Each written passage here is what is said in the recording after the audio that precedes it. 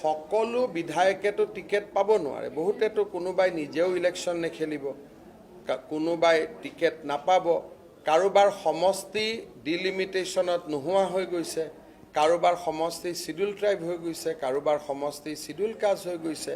সেইকাৰণে অসমত যিহেতু এইবাৰ ডিলিমিটেশ্যন হৈছে, গতিকে এটা নতুন মুখ আহিবই লাগিব, কাৰণ শিডিউল কাষ্টৰ ছিট বাঢ়িছে, শিডিউল ট্ৰাইবৰ ছিট বাঢ়িছে, গতিকে নতুন মুখটো আহিবই লাগিব।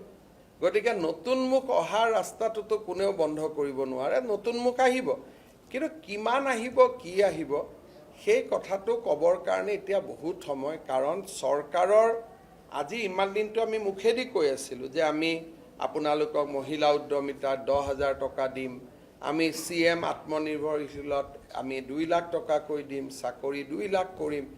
আমাৰ বহুত কামটো অহা 15 আগষ্টৰ পৰা আৰম্ভহে হ'ব।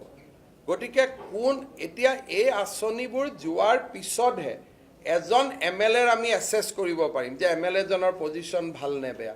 আজি যদি এজন MLAৰ 10% পজিশ্যন বেয়াও, তেওঁৰ সমষ্টিত 32,000 পৰিয়ালে অৰুণোদয় পাব, তেওঁৰ সমষ্টিত 30,000 মহিলাই উদ্যমিতা আঁচনি পাব, তেওঁৰ সমষ্টিত 30 কোটি টকাৰ ৰাস্তা হ'ব, তেওঁৰ সমষ্টিত 800 ল'ৰা 600 ল'ৰাই CM আত্মনিৰ্ভৰ অসমৰ আঁচনি পাব।